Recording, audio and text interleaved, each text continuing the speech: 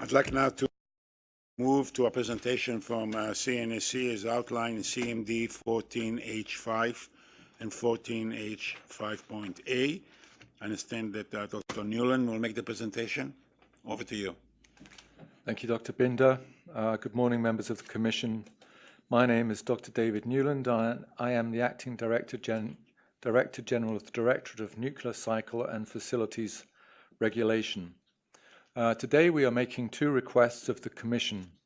First, we are requesting that the Commission accept the environmental assessment report, and secondly, we are requesting that the Commission issue a license to allow the proponent to proceed with the phased remediation of the Gunnar legacy site.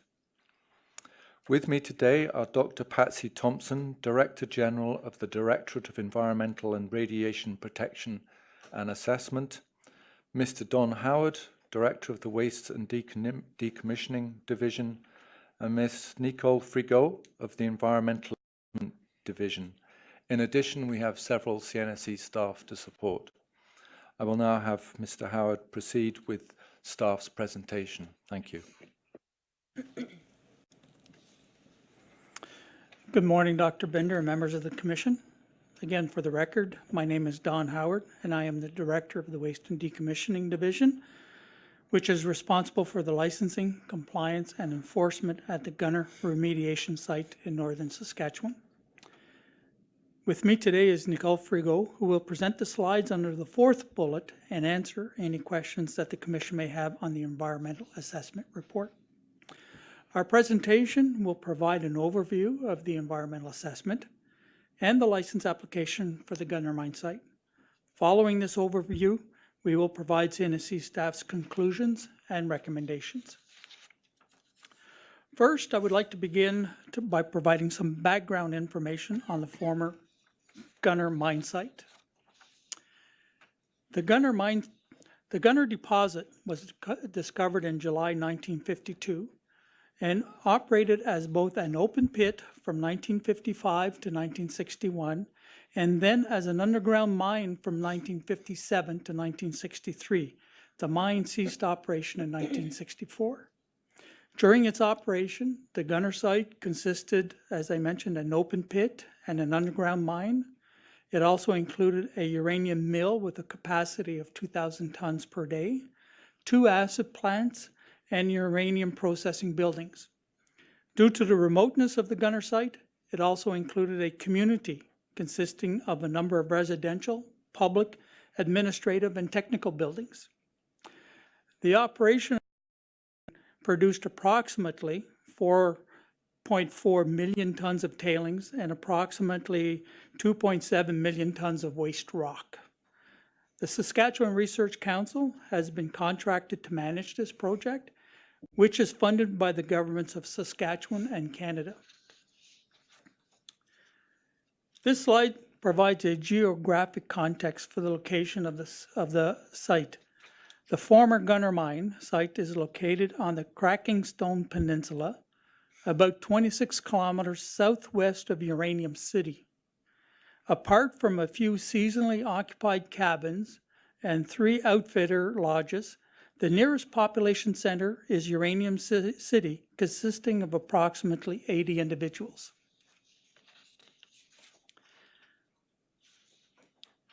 The former Gunnar mine site was abandoned in 1964, and all buildings, tailings management areas, and waste rock piles were left as is. During visits to the site by CNSC staff, there was evidence that the local population visited the site primarily to recover building material from the many buildings on the site. CNSC staff identified significant concern for site safety related to the degraded condition of the buildings that had been neglected on the site for 50 years.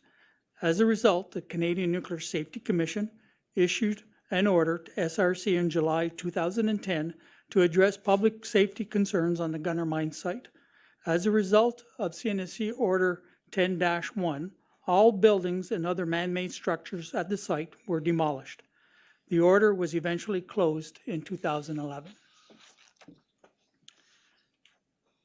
In April 2007, the Saskatchewan Research Council submitted a proposal or intent for the remediation of the Gunnar site.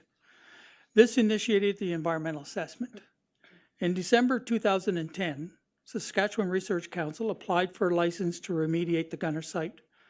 Around the same time, the CNSC issued Order 10-1 requiring that all buildings and other man-made structures at the site be demolished. After completion of numerous detailed studies required for the environmental assessment, Saskatchewan Research Council resubmitted their request for a license in May 2014 on a more accurate site data and the absence of demolition activities from the proposed license. This slide provides an overview of the ownership of the Gunnar site, the responsible regulatory agencies through time, and the entities responsible for site safety and management. CNSC staff would like to describe how this site fits into the broader efforts that have been applied to the larger problem of legacy mine sites in Canada. A legacy site is a contaminated property whose ownership has succeeded to the government. These sites are all the responsibility of the provincial, territorial, or federal governments. There were 90 identified as orphaned uranium mines. Of these, 5 have uranium tailings. Gunnar will be the last of these sites to be remediated under a CNSC license. In 2004, the remaining legacy 85 uranium mine sites, all without tailings, were permanently exempted by the Commission from the requirement to hold a license for the possession, management, and storage of nuclear substances related to previous mining activities. These are sites that have physical and radiological characteristics indistinguishable from conventional mines. Based on geotechnical and environmental characteristics, the Gunnar site can be divided into distinct site components. The Gunnar main tailings, which will remain in place and will be covered. The Gunnar central tailings, which will remain in place and will be covered. The Langley Bay tailings will remain in place, and the exposed tailings will be covered. The open pit will be left in place as an aquatic environment, with the understanding that water treatment may be required. The waste rock pile will either be relocated or used for tailings cover, or it can remain in place and a cover added. This is all part of the decision tree approach. This part of the presentation will deal with the licensing. The licensing process is initiated by the submission of an application, which CNSC staff received in May 2014. The application and supporting documentation submitted by the applicant must demonstrate that they are qualified and that the application is complete, meaning that they conform to the required information outlined in the regulations. The Gunnar remediation project will be executed in 3 phases. Phase 1 will initially allow for the continued monitoring and maintenance of the site. During this phase, activities such as additional site investigation will be undertaken, construction of the required infrastructure such as road and work camps, and the mobilization of heavy equipment. It is CNSC staff's understanding from the applicant that this phase will be completed by 2016. Phase 2 is a whole point, which will require an authorization to proceed. In this phase, remediation activities will be initiated. It is anticipated that Phase 2 will begin in 2016 and is expected to take approximately 5 years to complete. Finally, Phase 3, which is also a whole point, will provide for the long-term monitoring and surveillance of the site. This phase will remain in effect until such time as the site can be transferred to the Saskatchewan Institutional Control Program, approximately 2031. The timing of the transfer will depend on the acceptance of the site into the Institutional Control Program by the Government of Saskatchewan. During all phases of the project, qualified CNSC inspectors from the Waste and Decommissioning Division, supported by qualified inspectors from the Uranium Mines and Mills Division, and supported by specialists from the Environmental Risk Assessment Division, will conduct inspections throughout the project. In support of their license application, Saskatchewan Research Council has submitted the following document to support Phase 1, monitoring and maintenance operation under the proposed license. These documents will be updated or revised or amended for Phase 2 and form part of the whole point. The documents include the Gunnar Site License Manual, which outlines the operating policies and procedures and information on such items as occupational health and safety, emergency medical due to the remoteness of the site, and wildfire prevention, the Gunnar Site Environmental Protection Program, which details the best practices and mitigation measures that will be used at the site, the Gunnar Site Communication Program, which provides information on the communication and consultation activities, the Gunnar Site Quality Program, which confirms that operational processes and programs are systematically identified, controlled, monitored, and continuously improved. And finally, the Gunnar Site Training Program, identifying the training needs for both employees and contractors. CNSC staff have reviewed the above-mentioned documentation and have found it to be satisfactory. Saskatchewan Research Council, in accordance with the License Condition Handbook, cannot proceed with any Phase 2 activities until all documents listed on this slide as supporting Phase 2 have been accepted by the CNSC. The documentation listed for Phase 1 and the documentation listed on this slide will form the licensing basis documentation. Multi-criteria decision analysis will be used to plan the Gunnar Site remediation, and in particular, in planning the remediation of the tailings and waste rock piles.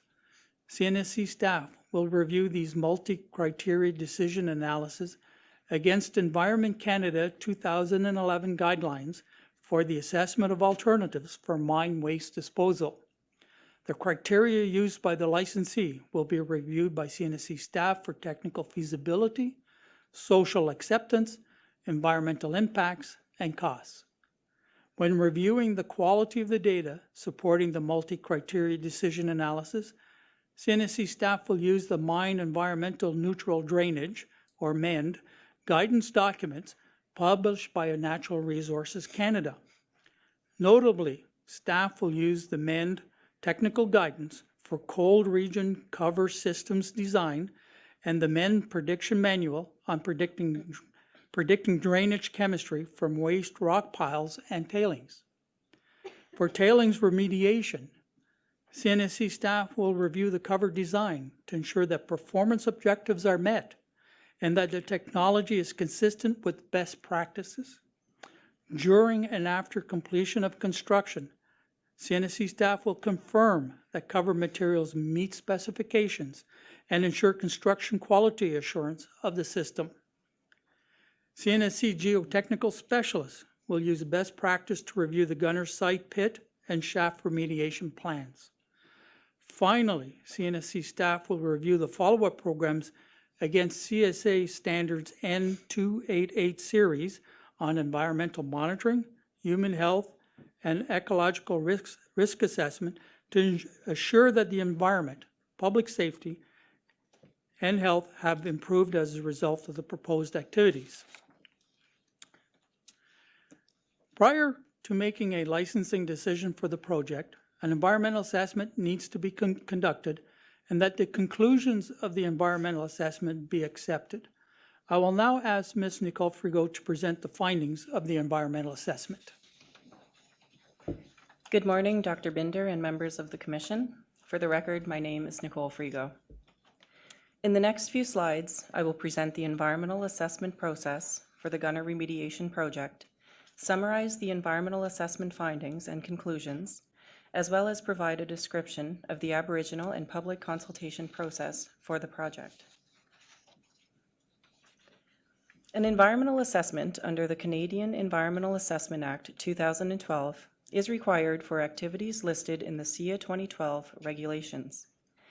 The purpose of an EA is to predict the environmental effects of a specific project, to minimize or avoid adverse environmental effects before they occur, and to incorporate environmental factors into decision-making. The EA also provides opportunities for Aboriginal and public participation. A positive EA decision is required prior to a CNSC license being granted. The Gunnar Remediation Project was subject to an environmental assessment under both the Canadian Environmental Assessment Act and the Saskatchewan Environmental Assessment Act. The EA was conducted in a coordinated approach, with each government retaining its ability to make project-related decisions on matters within its authority. Because the mandate of the CNSC under the Nuclear Safety and Control Act includes a requirement to protect the environment and health and safety of people, the CNSC often reviews environmental assessments concurrently with a license application, as is the case for the proposed Gunnar Remediation Project. In 2007, the CNSC determined that the project would require a comprehensive study under the former Canadian Environmental Assessment Act. On July 6, 2012, the former Canadian Environmental Assessment Act was repealed and the Canadian Environmental Assessment Act 2012 came into force. In accordance with SIA 2012, comprehensive studies under the former SIA Act, such as the Gunnar Review, would automatically continue to follow the requirements of the former SIA Act. However, on October 7, 2013, the Federal Minister of the Environment excluded the comprehensive study of the Gunnar Remediation Project, and it is now considered to be a designated project under SIA 2012. CNSC staff are here today to recommend that the Commission accept the Environmental Assessment Report for the Gunnar Remediation Project. The Provincial Environmental Assessment was approved by the Minister of the Saskatchewan Ministry of Environment on August 20, 2014. In accordance to the Saskatchewan Environmental Assessment Act, ministerial approval was given to the Saskatchewan Research Council to proceed with the remediation activities to reduce human and ecological health risks associated with the former Gunnar uranium mine site. The minister concluded that the Gunnar project will reduce human and ecological health risks to acceptable levels, and any adverse environmental effects associated with the project can be eliminated or minimized. Approval under the Saskatchewan Environmental Assessment Act was therefore granted to the Saskatchewan Research Council for the Gunnar Remediation Project, including the requirements that the proponent proceed with the project in accordance with the statement, that they provide notification of any changes to the project, and that the proponent follow the requirements of the laws and regulations of the province of Saskatchewan and all other applicable laws and regulations. Under the SIA 2012, an environmental assessment must take into account the environmental effects of the project, including the significance of effects, as well as requirements of the follow-up program. The CNSC, as the responsible authority for this EA, assessed the potential effects that the project is likely to have on the environment. This assessment also looked at any changes to the environment and how that would potentially impact Aboriginal peoples.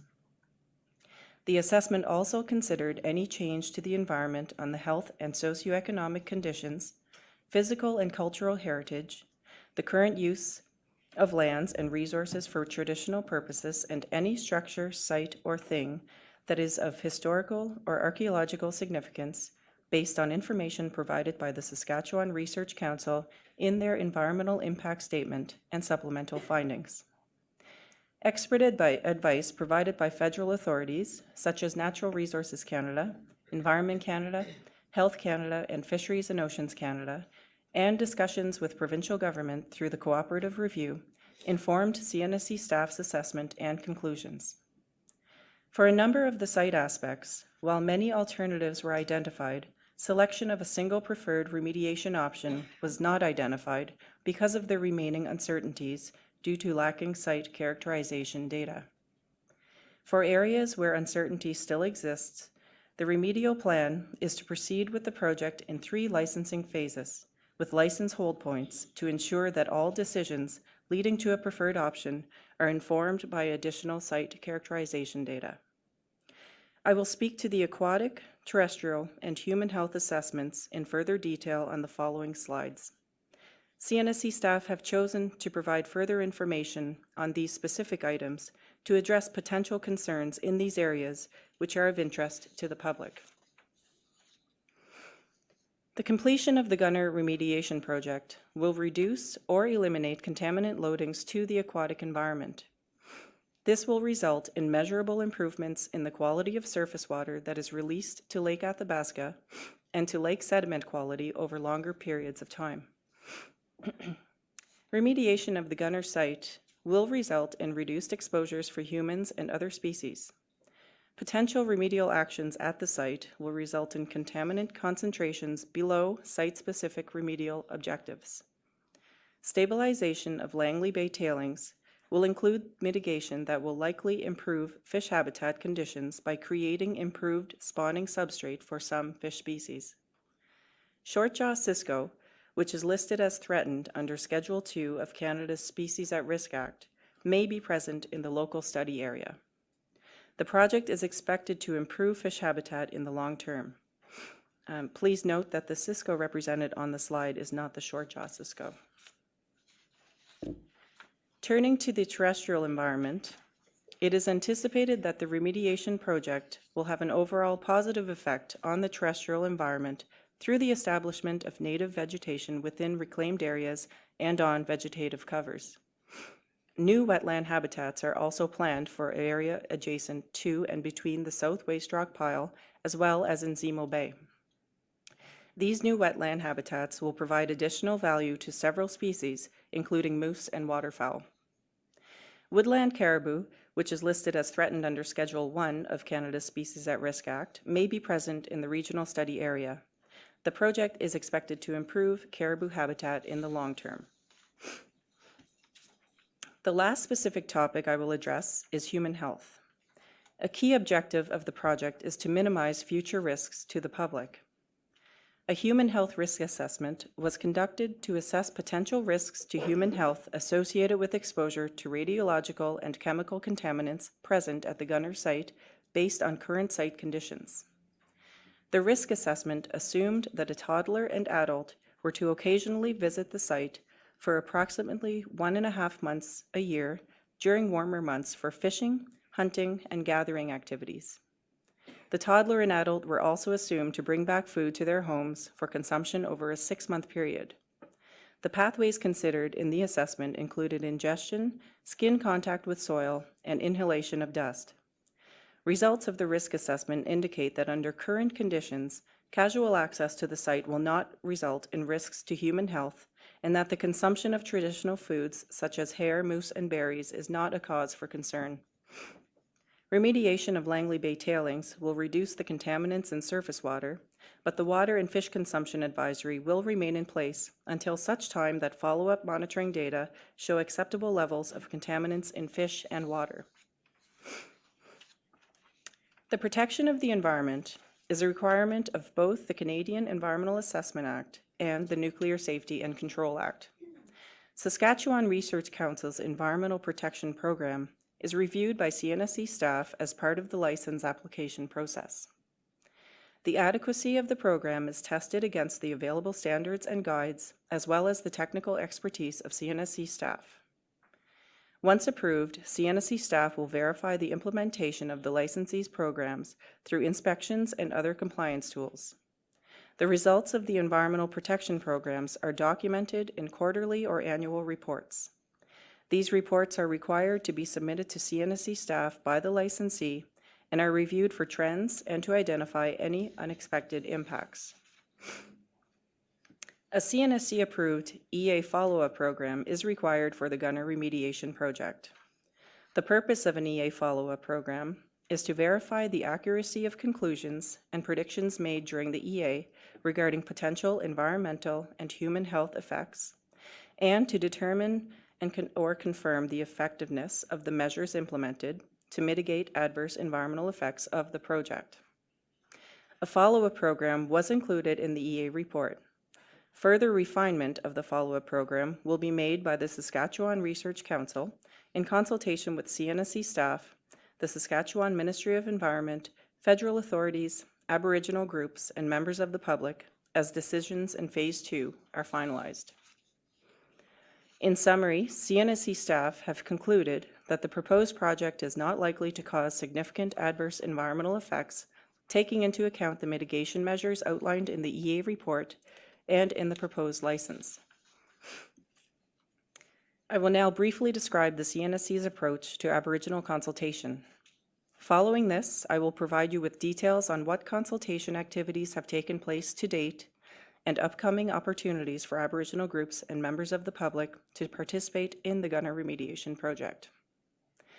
The CNSC adopts a proactive approach to Aboriginal consultation and aims to understand the concerns of local Aboriginal peoples, communities, and organizations in relation to the activities we regulate by building relationships and communicating effectively. The CNSC ensures that all of its licensing and EA decisions consider Aboriginal people's rights and interests and addresses them as appropriate. Since the beginning of the Gunnar remediation project, the CNSC, Saskatchewan Ministry of Environment, and the Saskatchewan Research Council have actively consulted with identified Aboriginal groups and local communities with an interest in the project. For example, since 2007, the CNSC, the SIA Agency, the Saskatchewan Ministry of Environment, and the SRC have provided numerous opportunities to participate in the regulatory review process, including workshops, meetings, community tours, site tours, as well as letters, emails, and phone calls providing information at key points in the process. Furthermore, the SRC retained the Prince Albert Grand Council to complete a traditional knowledge and a traditional land use study for the areas influenced by the abandoned Gunnar site. The details arising from this study were used to help shape the project description, preferred remedial options, evaluations of current risks to humans and the environment associated with the abandoned Gunnar site, and assessment of the possible effects of the project. This slide provides an example of how the CNSC has provided ongoing engagement opportunities for Aboriginal groups and local communities. For example, the CNSC has notified Aboriginal groups of the project and review process.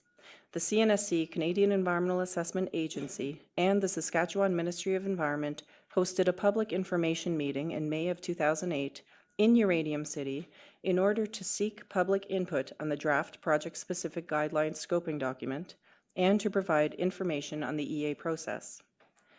The CNSC has also provided updates through letters, emails, and phone calls at key points in the process, and have encouraged Aboriginal groups to share any project-specific issues and/or concerns.